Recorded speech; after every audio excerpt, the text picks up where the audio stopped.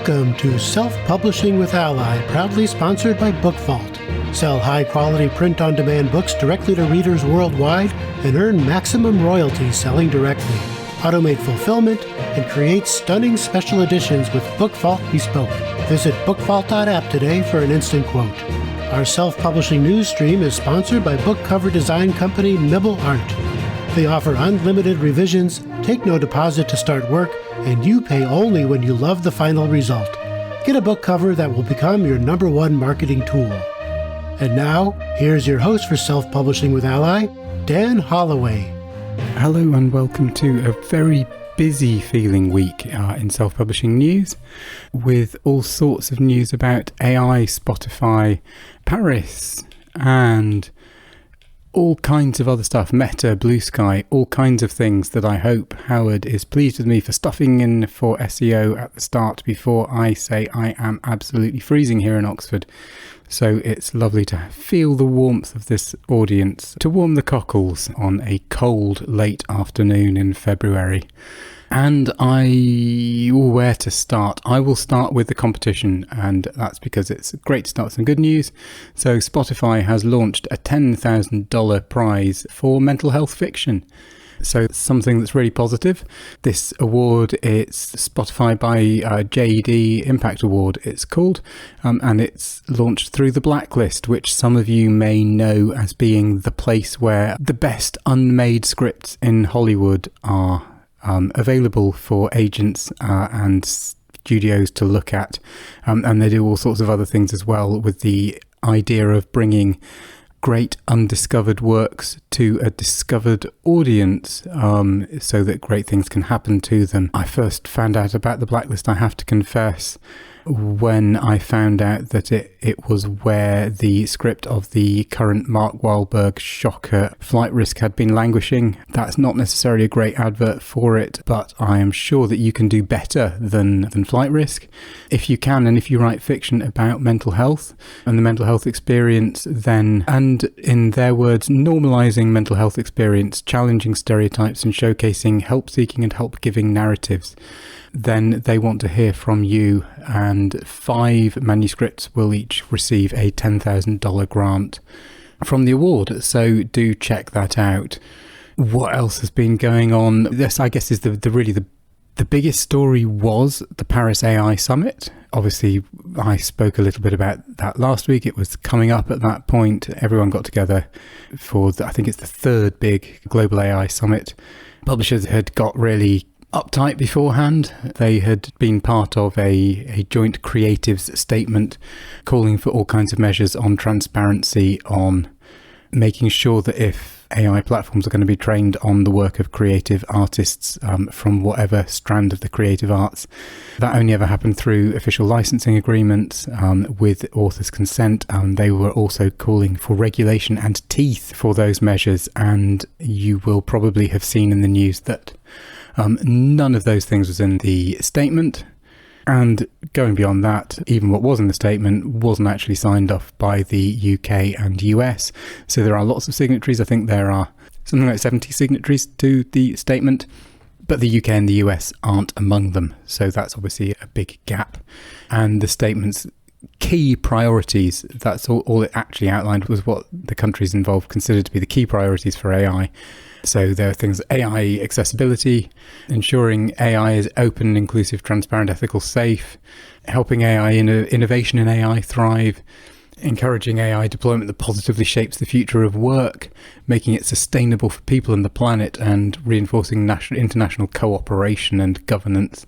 So there are kind of things there that touch on the arts. So in particular, the future of work, that kind of touches on what we do. Ethical, safe and secure and trustworthy, that kind of touches on what we do.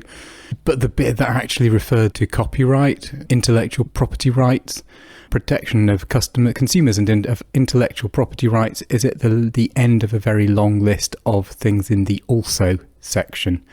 Yes, that in a way sends all the message that you need. So that was the big story. And then actually I came across something really interesting on TechCrunch about Meta. And this feels to me like it's a much bigger story, though I haven't really seen it covered in the industry media. So I'm not 100% sure why that is. But anyway, you're hearing it covered here. And that is that court transcripts from a current case involving Meta show that they stopped speaking to publishers about licensing rights to AI or rights to train its AI on the work of writers back in 2023, which is something that's really interesting because obviously it's really recent, but it was actually quite a long time ago in terms of the history of AI. So April 2023, early April 2023, and it was talking to publishers, and then it stopped talking to publishers. And the reason it stopped talking to publishers, according to Sai Chowdhury, who is the lead at Meta's AI partnership initiatives, is that publishers, and especially fiction publishers, actually turned out not to have the rights that they wanted.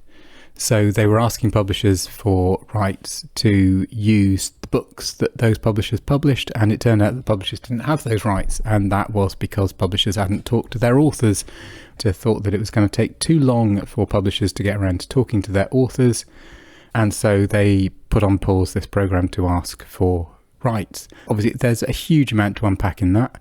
First, obviously, being indies, we don't have this weird relationship that we've seen authors having with publishers, where we have to negotiate different rights with publishers, and then it's the publishers who negotiate with the AI platforms.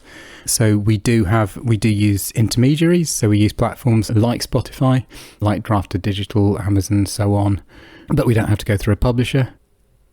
Also, there's been a lot of authors have been not necessarily 100% happy with the transparency of publishers around negotiations, and April 2023 feels really early.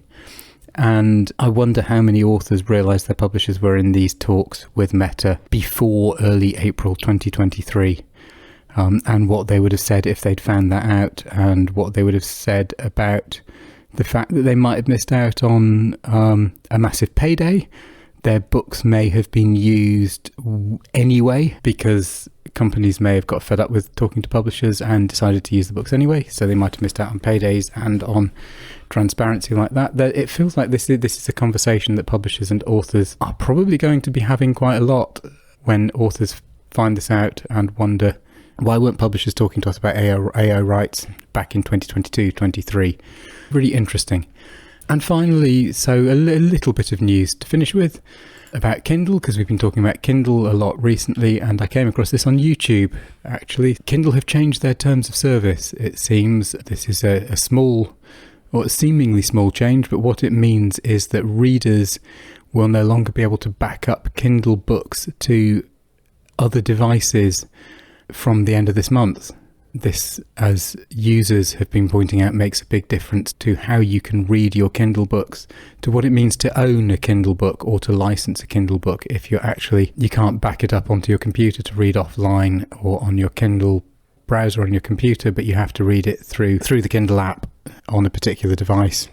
Again, it's less freedom for readers. It feels less like you actually are buying a book and more like you are tying yourself into an ecosystem. And a lot of readers seem to be quite unhappy about that, and I can see where they're coming from. This is one of the reasons I still buy paper books of the books I really like, because of ownership.